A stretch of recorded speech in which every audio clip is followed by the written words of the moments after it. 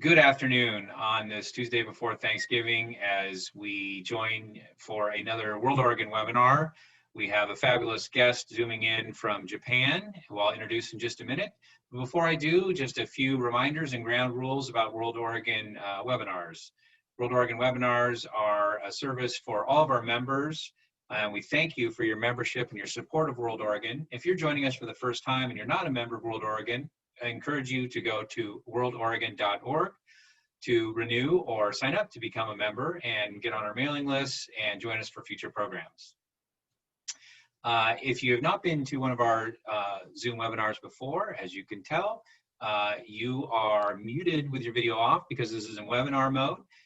The only ones with video and audio are World Oregon staff and our guest speaker. However, you can pose questions for the speaker through the Q&A function of Zoom.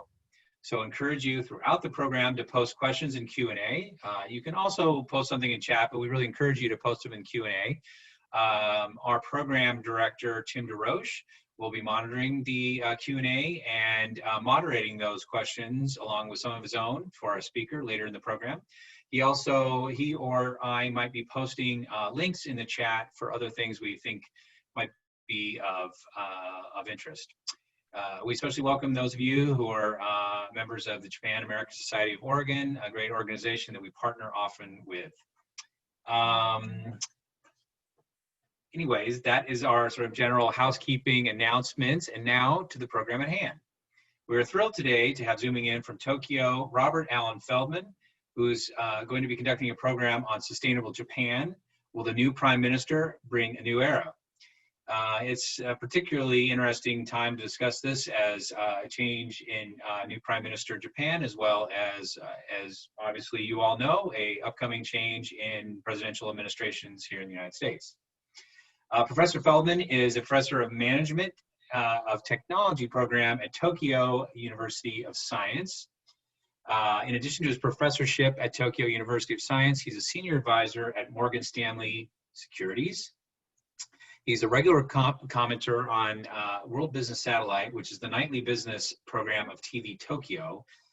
He did that for almost 20 years. He has a Ph.D. from MIT in economics and has published a number of books, including Japanese Financial Markets, Deficits, Dilemmas, and Deregulation, and several books in Japanese. And he speaks quite good Japanese for those of you who might want to pose a question in Japanese. Anyways, we are thrilled to have him zooming in from Tokyo. Without further ado, we're going to pass it over to Robert for his presentation, and then later, Tim will be back on to help moderate the Q&A. Thank you very much, Derek, and thank you everyone for joining us today. Let me extend my thanks to World Oregon for hosting me today, and thank everyone for taking time in a busy holiday season to join us today.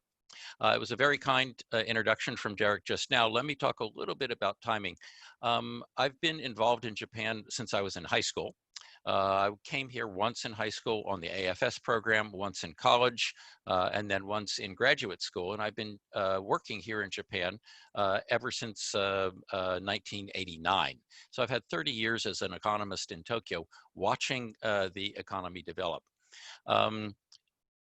The Japanese economy, to me, is the most fascinating economy on earth. What other country has this fascinating economic history of developing in the late 19th century without being colonized, defending itself, recovering from World War II, undergoing the deflation, getting out of it, now facing aging, climate change, many, many other issues that are common to countries around the world. We've had to invent some new economics to deal with these issues. And so to me, this is an extremely exciting country to follow and a country with a lot of lessons for other countries around the world. So without too much ado, let me go into my program for today. I'll do a little share screen here. There we go. Okay. Put up on the screen this my slide deck here. I just published a book in Japanese, which is here on the screen. It's called Latest Lectures on the Japanese Economy of the Future. And as you can see on the blackboard behind me, I have the famous Kaya equation about climate change. I did that intentionally because to me, this is the most important issue that the world faces right now. And so that's why I wanted to put it front and center. We have a new government in Japan now, and quite fortunately, Prime Minister Suga has also put carbon neutrality front and center in his policy approach. Unlike his predecessor, Mr. Abe, who did have some climate change goals. However, unlike him, Prime Minister Suga's proposals have a clear deadline, 2050. And he wants total carbon neutrality by 2050. This is new. I was delighted when I saw this because it's a commitment that people are taking seriously, and we're seeing all kinds of new things beginning to happen. Another one is digitalization of private and public sectors. My experience dealing with the tax authorities in Oregon is that actually paying property tax is pretty easy online. That's not so easy in Japan. There's some things that have done well, but there's a lot more to be done on digitalization of the economy, particularly important when we need higher productivity. Expansion of online education. In my teaching at Tokyo University of Science, we're 100% Zoom now. We've done some hybrid classes when some people could come back to class, but this is something that has to go much, much more aggressively, and Prime Minister Suga has listed this as one of his policy goals. A regional revival through tourism and agriculture. Tourism, of course, is a bit on the ropes now.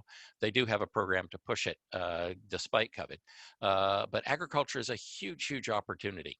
And then finally, of course, COVID policies.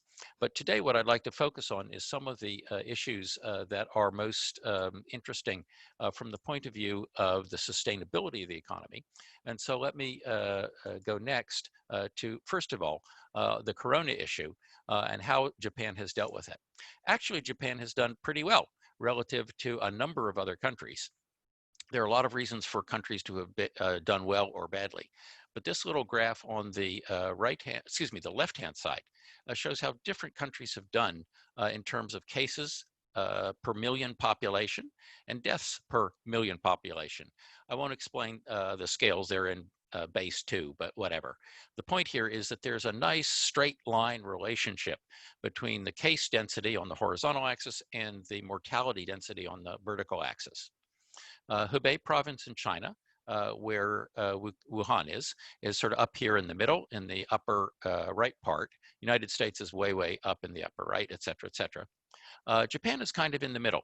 So there's a medium kind of number of cases per million population and a medium sort of mortality rate. Interesting, at the very far bottom left, you find Taiwan and China excluding Hubei province. What this says to me is that dealing with COVID is not really a function of what kind of political system you have. Taiwan is a democracy, China, of course, is not. But it's a question of competence of government. And I think Japan has done a pretty good job of making sure that they follow clusters and that they follow very good public health rules. Moreover, people in Japan, as you know, are pretty clear or pretty serious about just standard sanitation. That's been true for ages.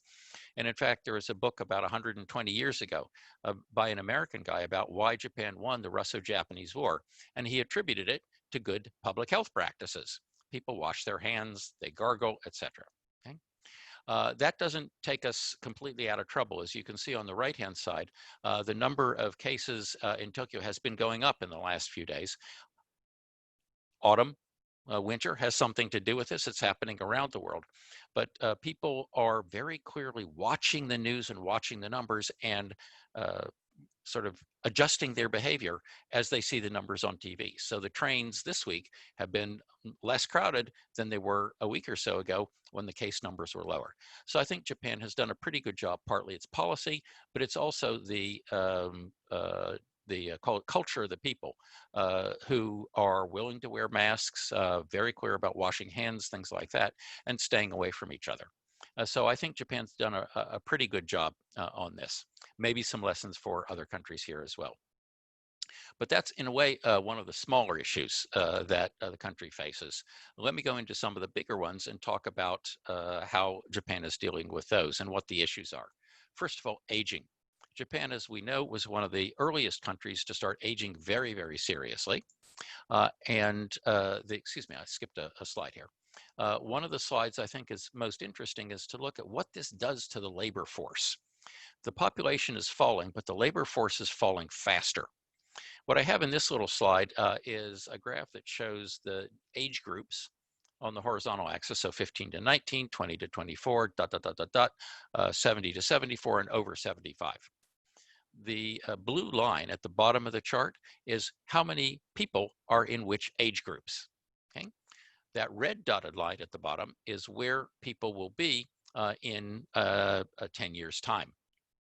So, of course, the highest population group now is the 45 to 49. In 10 years' time, it'll be the 55 to 59. Okay, so the population will move to the right in the diagram. Okay, now the higher line in the graph is the labor force participation rate. That's what percent on the the right-hand axis, what percent of the people in each age group are actually working. Okay, the blue line is where it was in 2019, very high. In fact, labor force participation rates in Japan are higher than they are in the United States for both men and women. Okay, in fact, they're higher in every single age group. Okay, but the comparison is not the issue here. The question is this: as you can see, the participation rate falls as people get older, of course. So as the population moves into older age brackets, what happens to the total number of workers? Well, if we stay at this blue line, the total number of workers would fall by about 6 million. Okay. How much higher would participation have to go in order to keep the workforce where it is now? The answer is about 6 percentage points. So it's already high and would have to go 6 percentage points higher. The male participation rates in working age age groups is already in the high 90s.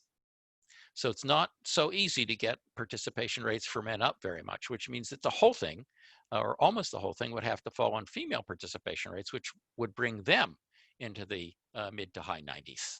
Okay, that doesn't seem so likely. So Japan's got to do something to offset this very large fall of workers that will be coming forward. Foreign workers are part. I'm a foreign worker here myself. I'm in favor of them, but the numbers are very, very large. And so in the end, the real issue is the productivity. And one of the issues with productivity is that people can't move around enough. We've all heard of the lifetime employment system, and it sounds great. And there are some good things about it. But in one way, it's a prison without walls. The standard approach to the lifetime employment is on the left-hand side of this little slide. And basically, what happens is you're employed from around age 21 till around age 65. Your wage goes up step by step by step by step through the whole time. However, your productivity doesn't follow a simple pattern. It's not a line. When you enter the company, you're not so productive. You don't know who's who. You don't know what the job is. You might be educated, might not be, but basically you don't know the job yet. So your wage is going to be higher than your productivity. That's a period when the company is sort of investing in the worker. Later on, toward the end of your career, your wages are still high, but your productivity isn't so high anymore because it's been a long time since you were in school. In the mid-career period, your productivity is far above the wage. So if you're a company, you kind of like this. You're willing to pay Area A for young folks, Area C for the older workers, because Area B is so big. Okay, so from the company's point of view, it's kind of okay. However, there's a very, very serious downside to this, which is if you stay at the same company your whole life, you don't have a lot of incentive to acquire new skills. That's the issue, because accelerating productivity, which is necessary if we're going to lose 6 million people, requires people to continuously acquire new skills. That's where recurrent education, like the kind I'm doing at Tokyo University of Science, comes in so important, because people need better incentives to increase their skills over time so that they maintain employability. Okay? Especially when average life expectancy is moving from the low 80s now toward 90. Those retirement years are going to be very, very long if you're not employed. Okay? So that's the issue with lifetime employment. Japan has taken some measures to try to address these issues, but it hasn't really been particularly effective yet. Okay? So there has to be some changes in the way the employment rules work in order to raise the productivity of your average worker and keep people employable and at high wages. Okay? Another issue, pensions. They're not actually high enough for people to really live on. The left-hand chart shows a comparison of Japan with countries call it the rich countries group, the OECD countries. Okay? The horizontal axis here is the share of the population that's 65 and above. Japan has a very high share, it's above 25%. The vertical axis shows how much pension spending is by the government as a share of GDP. And obviously, the older the population, the higher the share spent on GDP. But Japan is actually below the overall line that describes those data best. So basically, Japan doesn't spend all that much on pensions relative to the degree of aging in the population. Okay? So should we raise pensions? Well, if we do that, we're going to have to raise taxes on young people because they're the ones who are still working. That doesn't strike me as a good idea because we need those young people to be working at the highest potential productivity. And if we're taxing them even more than we do now, then people might not work as much as they should. Okay? So what's the answer? The answer is that people should work longer. And many of my friends who are my age and older are very eager to do so because maintaining some kind of a work life is a way to maintain your connection with society. Moreover, people are healthy. Japan has very, very healthy elderly population. So what I'm proposing in this little graph on the right-hand side is an approach to retirement called remaining life expectancy 15. Okay? The idea here is at what age do you have a remaining life expectancy of 15 years? For Japan in 1950, that age was 60.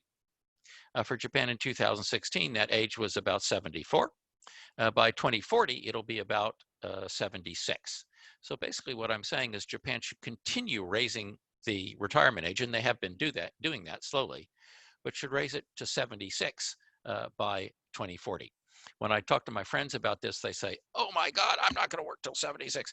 A lot of people already do that, and more people need to do so in order to maintain both the health of the population and the sustainability of the Social Security system. I'm sure there'll be some questions about that in the Q&A. Policies to address aging, what are they? Digitalization, it's a very important policy because it saves resources. Okay?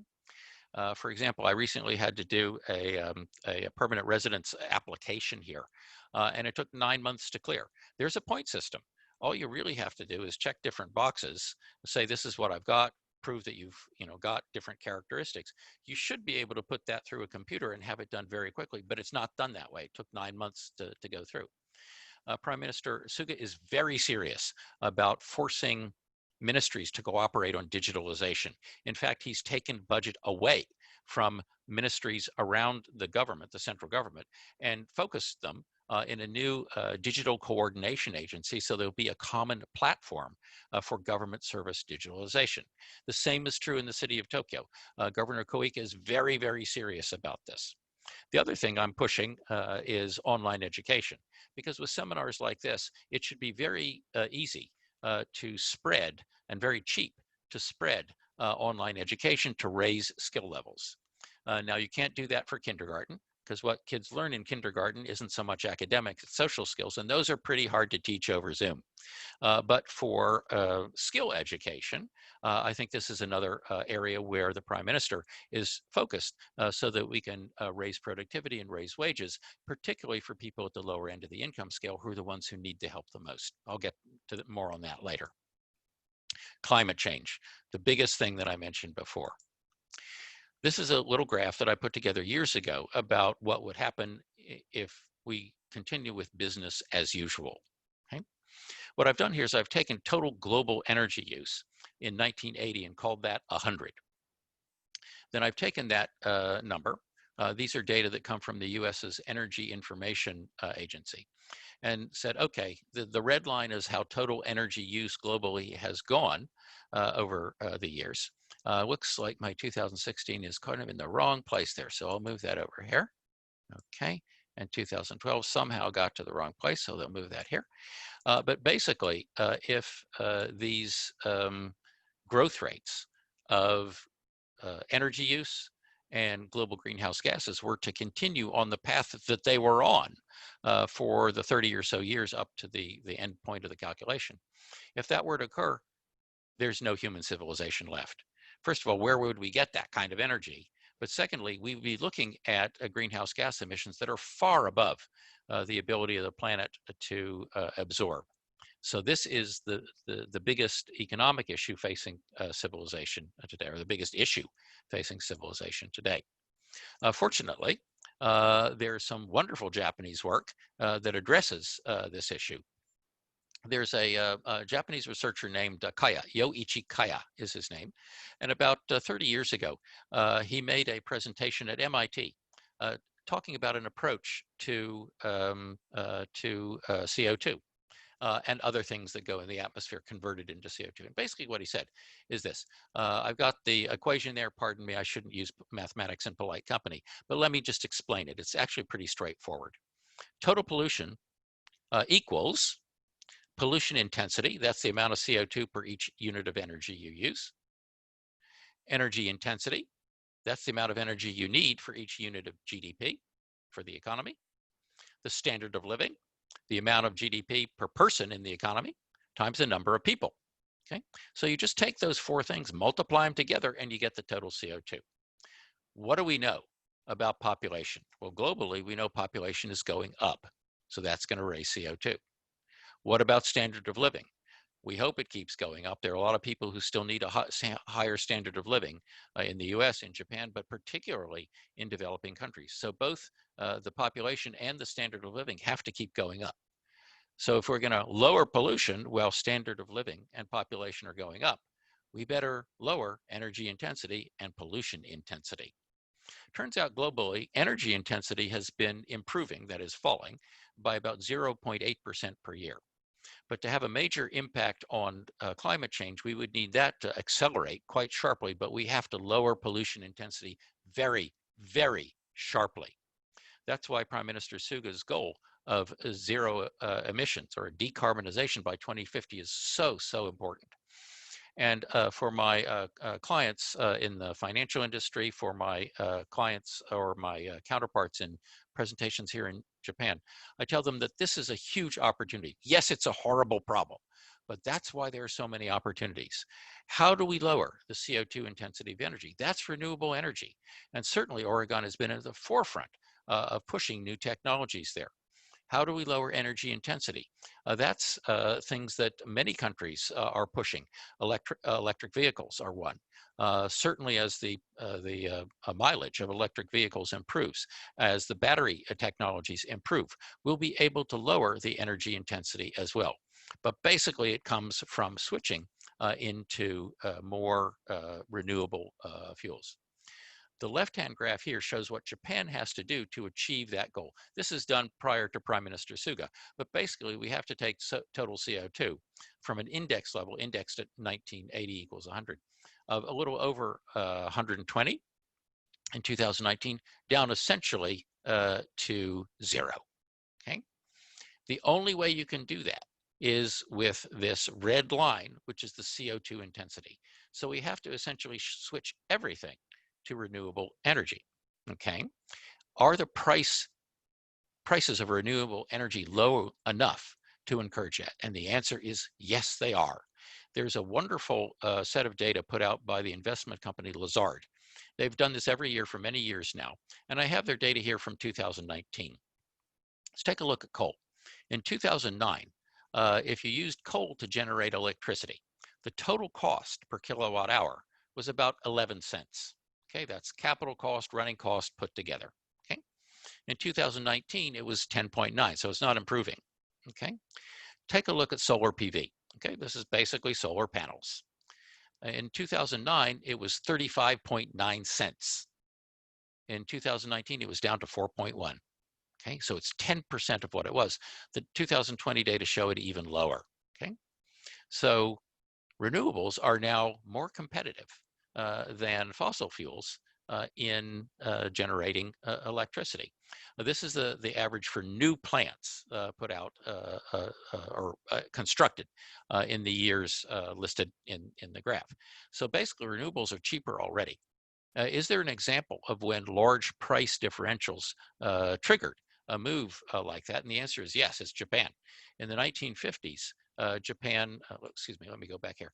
In the 1950s, Japan had about 80% of its energy coming from coal and wood, actually. Okay. By the time 1970 rolled around, it was 75% oil and very much less coal. Why did that happen? And the answer was oil was so cheap. Domestic coal in Japan was expensive. Oil coming in from the Middle East was extremely cheap. So in a period of only 20 years, Japan flipped its its energy structure. I would argue that that's what's happening right now. Is nuclear power a part of the solution here? I think the answer is probably no. Partly the disasters at Fukushima 10 years ago have scared people away from it. But in addition, as you probably saw in that previous graph, let me go back here. Nuclear is actually more expensive than it used to be. Okay? There are also problems with what do we do with the waste. There are a lot of smart people around the world trying to solve that problem, but it's not happening fast enough. Japan had 51 nuclear reactors at the time of the accident at Fukushima. 24 have already been decommissioned. 9 are operating, and 18 are sort of waiting to apply or applying for restart, but it's not clear that they will actually begin operation. Okay? It'll be very interesting to see what Prime Minister Suga says going forward about his approach to nuclear. The plans they have right now are not feasible. Moreover, there's a general agreement among Japanese with what Prime Minister Koizumi said a number of years ago about nuclear power. He said it's like having a condo without a toilet. We just don't know what to do with the waste. Okay? So for that reason, I'm not expecting nuclear to be part of the solution in Japan because A, it's too expensive, but B, we haven't really solved the waste problem. Okay? New technologies, they're everywhere. New battery technologies, virtual power plants. We're seeing some of the new utility scale batteries being installed to replace peaker gas plants. There are thermal batteries that are very, very interesting now. Some ships sailing around the world now have been on a tentative basis using these thermal batteries. So you heat up a lot of molten metal, put a good cover over it so the heat doesn't escape, and then you use the heat to power a turbine. These ships can travel around the world 7 times on a single charge. Hydrogen, something Japan is working on. This is a little a clip from Nature magazine where Professor Takata, Tsuyoshi Takata at Shinshu University, he just published it earlier this year. He's got a new kind of a solar cell with a special catalyst in it. Sunlight hits on one side, hydrogen comes out the other side. It's kind of cool. Moreover, the article says that 99% of the energy in the sunlight is actually converted into energy in the hydrogen. That's amazing. It's not expensive to produce, but we're not sure it can be scaled up. Another one is offshore wind. The International Energy Agency has looked at offshore wind around the world. There's a huge amount, and the Ministry of Trade in Japan is pushing this very hard. Why? Well, the light blue little part of the bar here is current electricity usage. The blue bar is potential offshore supply. So Japan has 9 times the potential offshore wind supply relative to the amount of energy we're using now. This is a huge, huge opportunity. So there's a lot going on.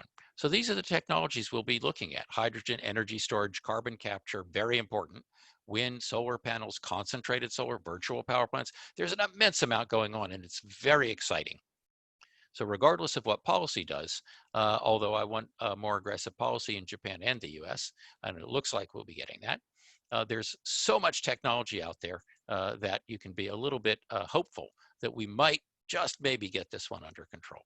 Let me move next to agriculture and food, spend a little less time on some of these. This is a World Bank graph that shows the amount of agricultural land in the world. Since 1990, it's been flat. Japan has a lot of land just lying fallow. 10% of the agricultural land in the country is lying fallow. So there's a huge opportunity if they would just change the land laws and allow larger farms. Prime Minister Suga himself is interested in this. He hasn't come out and sort of in an in-your-face way said he wants change, but he's put together a little committee that's supposed to report back to him on agricultural reform by the end of the year. A very, very fast timeline on that. As you may know, he's the son of a strawberry farmer who graduated high school, came to Tokyo, worked in a cardboard factory, blah, blah, blah. He knows the agricultural business because he grew up with it. And he knows the silliness in how some of the policy works. So that's part of it. And I think he will push the regulatory side of this. But there's so much new technology. Drones can do in 10 minutes what takes a human hours to do. There are factory farming initiatives. The one in the middle is in Toronto. 2% of the vegetables in Toronto are supplied from this one place. But south of Tokyo, in a city called Sagamihara, there's a new lettuce factory done by one of the convenience store chains that is producing 70,000 meals per day worth of lettuce. Okay?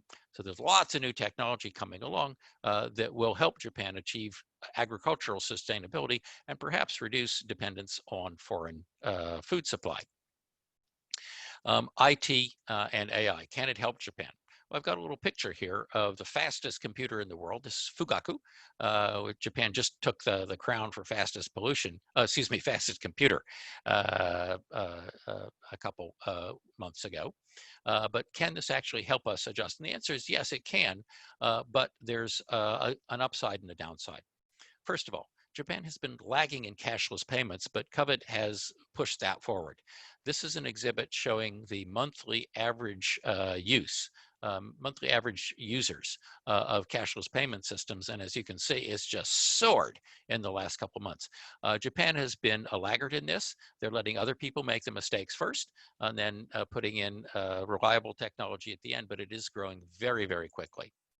These are some of the cashless payments mechanisms, all kinds, prepaid cards, real-time payment systems, post-purchase payment system, Visa cards, etc., credit cards. But these are now going like wildfire. You go into a convenience store and you have all of these things right in front of you at the cash register that you can pay with. So this is actually going very quickly. What is the impact on employment? This is something everybody is worried about. Okay. Are we going to have robot teachers so they don't need me at Tokyo University of Science anymore? Well, there's a lot of work that's been done on this. An example up here is the convenience stores. There's a lot of foreign workers at convenience stores, young folks who come from China, from other countries in Asia, and they've been working at convenience stores, making a little money. With COVID, obviously the number is down, but there's another issue, which is the cashless payment systems. And the sparkle has gone out of the eyes of a lot of these young foreign workers now because they can see the machines taking their jobs away. What kind of jobs will be staying with us? What kinds will go away? Nice little summary up here. It's the one-off jobs that are less manual, more thinking jobs that'll stay. But even the manual thinking jobs, the manual one-off jobs are going to be around. Concierge type jobs where you got to figure out what needs to be done and get it done. Doesn't require a lot of thinking, but it's got to be done by hand. Those are the jobs that'll stay with us. What kind of numbers are we talking about? Well, these are numbers from the US where McKinsey has done a study. So for example, for what they call predictable physical jobs, okay, call it assembly line type work. That's 18% of the hours in the US economy, but 81%, according to this study, are automatable. So that just by itself, that's 15% of the total hours. And you go item by item by item by item here, and turns out about half of the hours are actually replaceable by AI methodologies. Some are not so replaceable. Kindergarten teacher, for example, I might have mentioned. If you got 30, wild animals running around in a room, there's no AI system that can handle that. There are things that can be done, like following kids to see if they're sick or not. But basically, that's not a particularly automatable job. This is going to be very disruptive in Japan, as elsewhere. And so what do we need to do to maintain society to make it work right? Well, one of the things we have to address, of course, is data bias. This is a snowy street in Sweden. Some Swedish cities have now changed the way they do snow removal, because what they discovered is that men and women have different travel patterns. Men typically get in a car and they go somewhere. Women typically make more short-term, short trips, okay? It turned out by switching from clearing the roads first to clearing the sidewalks first, there was a huge savings in medical costs. And the reason is people walking down the street didn't trip, fall, and break bones. Okay, so if you design an algorithm based on data up to a certain point, there can be bias in that data. Another question is, what are you trying to maximize? Here I've got a little floor plan from Narita Airport. And as you can see, the men's and the ladies' rooms have basically the same amount of floor space. Well, that doesn't really work. We've all seen long lines at the ladies' rooms, very short lines at the men's room. Something's going on here. And so what's happened is that they've, typically in Japan, what you see is equal floor space. That doesn't actually address the real issue here. What we need is equal time. Fortunately, there's actually a new building in central Tokyo that have addressed this. I was there with my wife the other day, and we noticed that the lines at the men's and the ladies' room were the same length. And so we checked the little floor plans that they happened to have posted. And sure enough, the ladies' room had more floor space. So if we're trying to design AI systems, we as humans have to design what we're trying to achieve and then make sure the AI systems are accomplishing that. So I've just talked a lot about AI. But the number of jobs that will be destroyed will be very, very large. So how do we adjust our social security systems to make sure that people are basically in okay shape? Well, let's start with income inequality. The countries at the right-hand side of this diagram have the highest income inequality. Gini coefficient is a measure of inequality, so high is bad, okay? Or China has a very high inequality. US is high, not as high as China, but it's pretty high. Japan has gotten a lot worse. So there is an income inequality problem here. Pardon me, that does need to be addressed. And it's gotten worse over time. So what does the Japanese social security system work like now? What are we trying to achieve when we do these things? Well, what humans and other primates want is a fair, equitable, and inclusive society. Okay?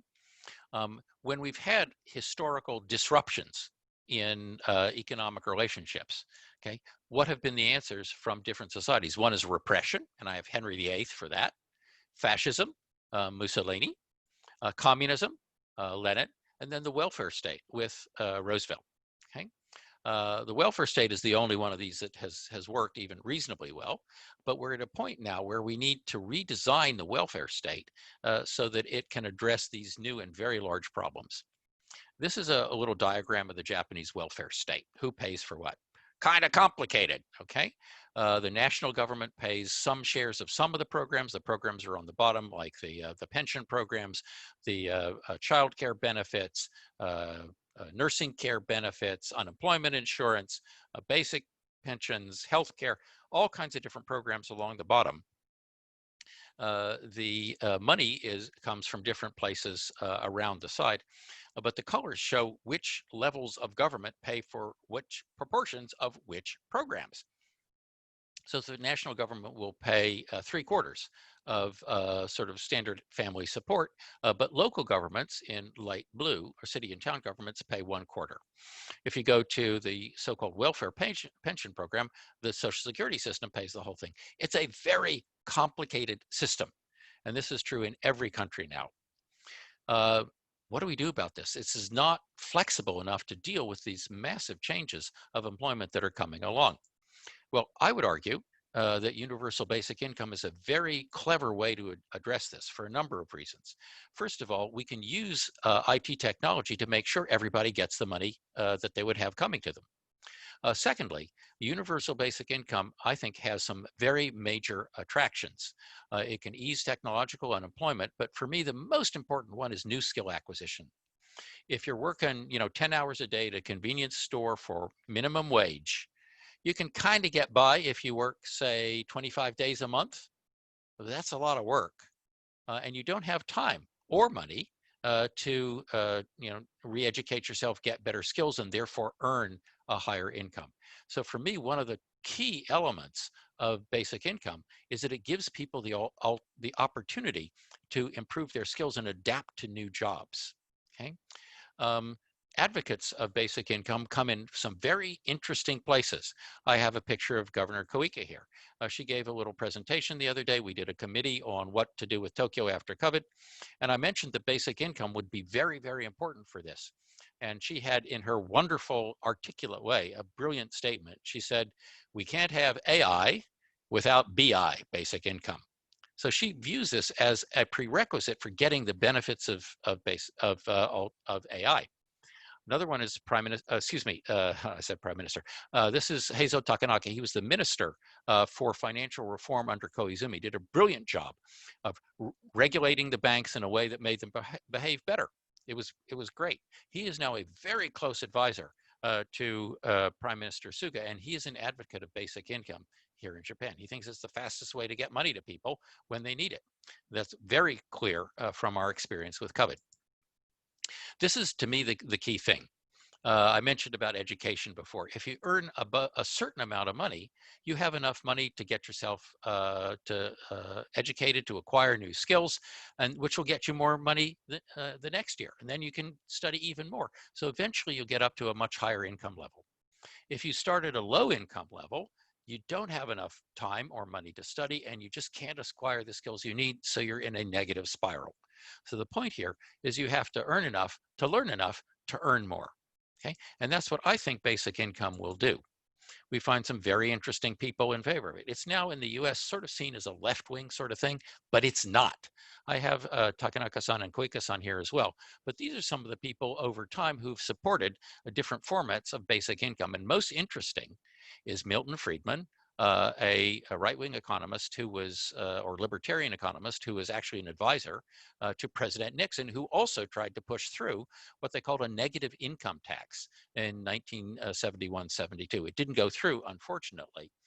But basically, this idea of basic income in either negative income tax form or some other form is not a left-wing only idea. It also has supporters in places like the American Enterprise Institute, the sort of right-wing version of Brookings. It's not something that we should think of as a left versus right-wing issue. It's a point about incentives. Okay. How much would it cost? And this is where something very important comes up. In the US, population is 330 million. If we give everybody $1,000 a month, that's $12,000 a year. Total payments would be about almost $4 trillion. GDP is about 21. That's 18.5% of GDP. But social spending today in the US is about the same amount. So there are some parts of welfare that we simply should not replace because they deal with special needs. But we could replace a large portion of welfare with basic income and improve incentives. Why do I say that? Because if you're at a lower level of income and you decide to earn a little bit more, you lose your welfare benefits. Thomas Piketty has done some work for France. Others have done it for other countries. This is true around the world. The marginal tax rate, if you move up, say, from 10,000 to 20,000 of income, the marginal tax rate is 70%. That's higher than it is for rich people. Okay, so moving to basic income would improve those incentives for people to work. How would this, how do these numbers look in Japan? Well, basically, Japan now spends about 22% of GDP on welfare programs, about million yen a year, call it $10,000 would be something like 22% of GDP. Okay. The question is, how do we get this idea through? It's not easy with politics because politics are just so difficult to work with. But there's a new thing. There's a called the Citizens Assembly, used in a few countries, that I learned from a wonderful new journalism website called The Correspondent. And basically what you do is you get a random sample of people across the country, have them, bunches of them get together, and it's got to be random because you've got to get everybody at the table and have them discuss what needs to be done and then make a proposal that is more representative of what the population thinks than politics can do. This has been used in some countries around the world, and it seems to be quite effective. Anyway, so what I'm saying here is that for Japan to raise productivity using AI, things like that, we need to adopt a social security system that's more engaged to our needs. So quickly, let me summarize. On COVID, Japan has done well due to good policy and social cooperation. On demographics, aging will lower the labor force more than the population, so we need much faster productivity growth in order to maintain living standards. On energy, Prime Minister Suga's goal of zero GHG by 2050 will require a massive shift toward renewable energy. The good news is there's a lot of technology available to do this. The bad news is that diffusion has to be much, much faster. On agriculture, Japan has huge numbers of opportunities, but regulatory reform needs to be very quick and very thorough to make that happen. On IT and technology, Japan or the technology offers Japan a major chance to accelerate productivity, but it will be highly disruptive to the labor market. Therefore, Japan's welfare state has to be changed. It's too complex now to deal with these challenges, so we need a basic income approach. So those are the 6 things I wanted to say about a sustainable Japan going forward. I think we've got a little time for Q&A. So let me pass things back to Tim and to Derek, and maybe we can see what questions have been posed during the session. Thank you very much. Thank you, Robert. This is Tim DeRoche, Director of Programs for World Oregon. I'm going to dive right in. So in March, just as COVID was sort of rearing its ugly head, Japan reaffirmed an existing plan for combating global warming until 2030, which drew a fair amount of criticism from architects of the Paris Climate Accords for failing to set tougher targets. Has that been addressed or changed within the new administration? Yeah, the answer to that is a very, very clear yes. The target under the Abe administration was that Japan would have an 80% reduction of GHGs as early as possible in the second half of the 20th century. Baloney target, in my point of view. When Prime Minister Suga came in, the coalition agreement between his party and their coalition partner was changed to say, no, we have to work on global warming now. And then Prime Minister Suga said, no, we're going to go to zero GHG by 2050. That's in line with some of the targets from some other major countries around the world. So the answer there is yes, they've moved very, very clearly on that target. And we've seen some people in the private sector come along. One of the major energy equipment companies has said they're getting out of coal now. They're just not going to do it anymore. Okay, so that I think is under control, at least in terms of policy goals. Now, what we don't have yet is a budget that would say, okay, how much are we going to spend on this? How much are we going to spend on that to make sure that we actually hit that goal? Where the public opinion is seems to be going right now, and I do presentations on this, is more R&D, particularly on solar and hydrogen. More investment in infrastructure to produce that energy, but also smart grids to make more smart communities so we use less power and use less energy. But I think there is very definitely a domestic consensus, and Prime Minister Suga is very, very serious about this. He regards addressing climate change as a key element of Japan's growth strategy. So I think at least the policies are in place now. So in thinking about labor force, Japan has historically not been very receptive to importing labor. Do you see this changing at all? Actually, it's quite interesting because there were some changes to the, call it foreign worker laws that were done under Prime Minister Abe. He and his political base are not so interested in getting a lot more foreign labor, although it's absolutely necessary, particularly in agriculture and some other places. However, the guy who arranged those easings up of the immigration, not immigration, but the foreign worker laws, was actually Prime Minister Suga when he was Abe's cabinet secretary. So he's much more focused on this issue than his predecessor was. Japan already has about 1.3 million foreign workers. That's about, I think it's 2% of the labor force. I'm a foreign worker myself. I'm very much in favor of more foreign workers coming here, but the numbers are extremely large. If we were to replace the labor shortage that I mentioned of 6 million people with foreign workers, we'd need 6 million more. That would be 8 million foreign workers. Japan doesn't have the capacity to give them a fair deal if they were to come. I'm in favor of as many as can come, particularly skilled workers who can help connect Japan better with the rest of the world. But I don't see a sharp increase. I can see doubling, but I don't see that as, call it the main way to address Japan's economic sustainability issues. It's more on the productivity side. There has been improvement. It's getting a green card in Japan. It's one of the easiest systems around the world. The question is, once people come here, are they treated well enough? And there's some very serious issues about how people are treated once they get here, particularly workers at the low end of the income scale. But basically, Japan is more open than it was before, but I cannot see increased foreign workers as the key element in solving the living standard problem. So Prime Minister Suga and his administration are working on the final details of a plan to release massive amounts of radioactive water being stored at Fukushima. How is that playing out? Where do we see it going? And what's been the public backlash on that issue?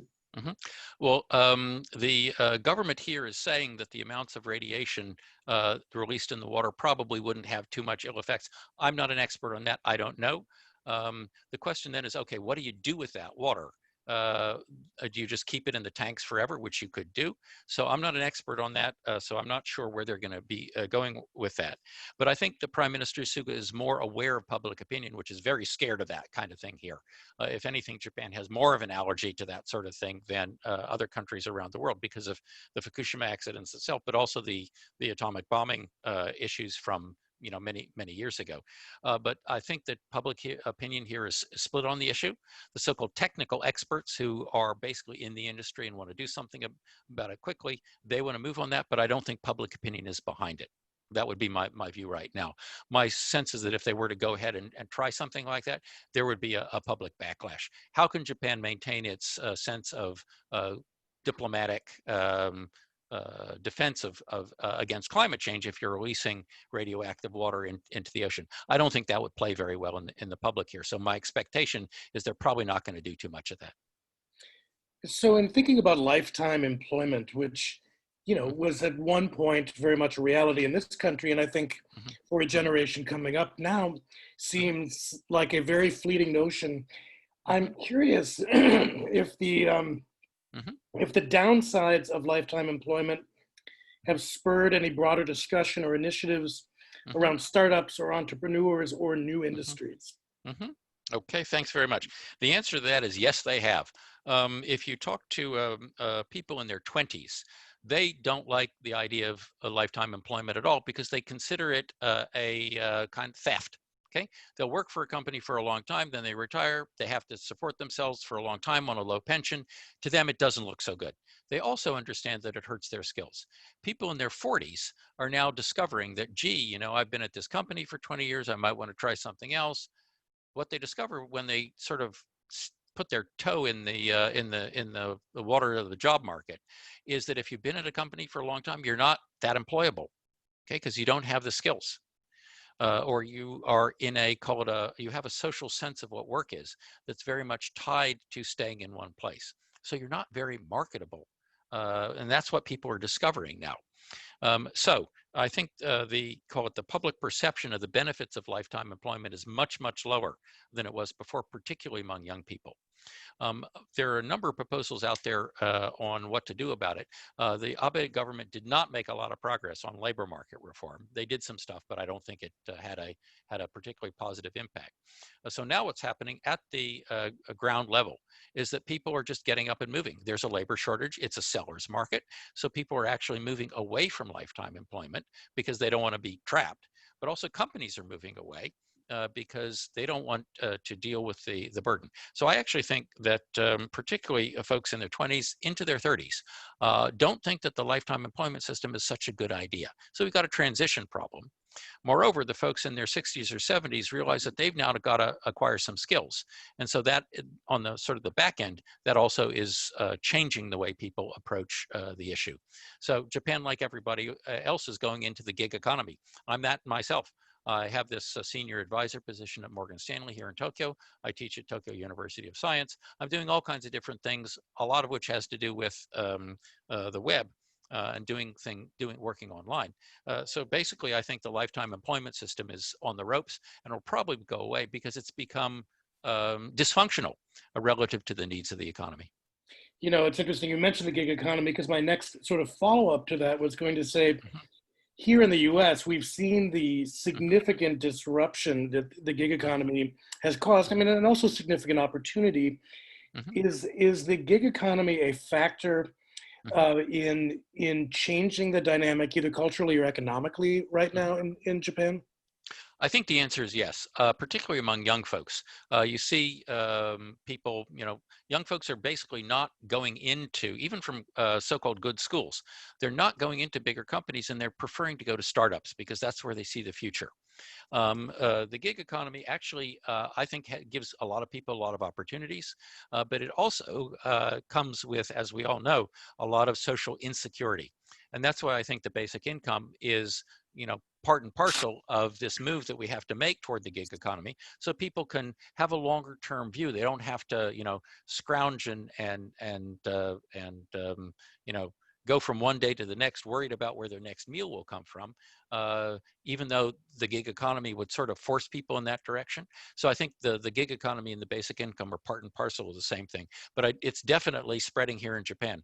And even my students at TUS, average age is 42 there, but even they are finding that this is where the future is lying. So I'm going to ask one more question. We're going to wrap it up, but I guess one of the things we're probably all wondering is, as an American living in Japan, what has it been like watching the elections, and what have the conversations you've had been with colleagues as we went up to the elections and we're seeing how they've been unfolding post-election? Well, I think the first point is that there's a huge consensus in Japan that the U.S.-Japan relationship is absolutely essential to Japan's international security. So you have to be friends with America no matter what happens. Okay. In that regard, I think most people in Japan give Prime Minister Abe high marks for managing to deal with President Trump in a more constructive way than many other leaders did around the world. I would say the views about the now outgoing U.S. administration among the average Japanese have not been particularly positive. They kind of wonder what on earth is going on, but nobody is explicitly nasty about it. They look, we have to be friends with these folks. So that's the way we'll deal with the political relationship. However, I think at the grassroots level, things remain extremely strong. Japanese people sort of have this, what we call it, a longing for the freedoms that they perceive the United States to have, even while they're quite worried about the social divisions and the income differentials that are causing so much trouble in the U.S. So they're really hoping and praying for the U.S. to kind of solve these social tensions so that we can continue cooperating, but perhaps do a little better job on the global issues that face us. I think the reaction to the Biden administration upcoming here has been that they're expecting some kind of normalization of global relations with the U.S., but also hoping that the U.S. and Japan can work a little more closely together in a more organized fashion to deal with things like climate change. What do we do about trade in the Asian area? I think many Japanese hope that the U.S. will come back into the TPP. Doesn't look like that's on the agenda immediately, but we hope that's going to happen. So I think people are hoping that the political side of the U.S.-Japan relationship will be more cooperative in addressing global issues. That's great. Robert, thank you so much. It is fantastic to have not only a new member, but a new member that decides they would love to come and do a program for us. And this does not happen every day. So great perspective. I'm bringing Derek back up to guide us out into the day. And thanks for getting up early for all of us here in Portland and beyond. Thank you very much. Thank you, Tim. Thank you, Robert, again. Fascinating presentation, and look forward to hearing more about this as both the new Japanese Prime Minister and the U.S. administration work on bilateral relations and some of these multilateral issues like climate change. A quick reminder about some of our upcoming programs. First of all, wishing everyone a happy Thanksgiving. Starting next week, we're diving into some more programming. First of all, if you have teachers in your network, we have part 2 of our multiple-part culturally relevant teaching online seminar. That's on December 1st.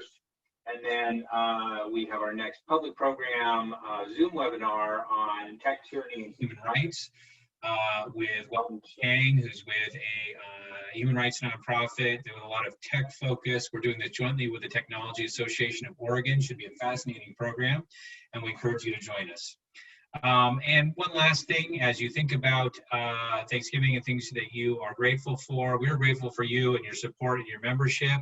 And the Willamette Week Give Guide campaign is ongoing. If you haven't had a chance to support World Oregon or another nonprofit organization of your interest, we encourage you to do so.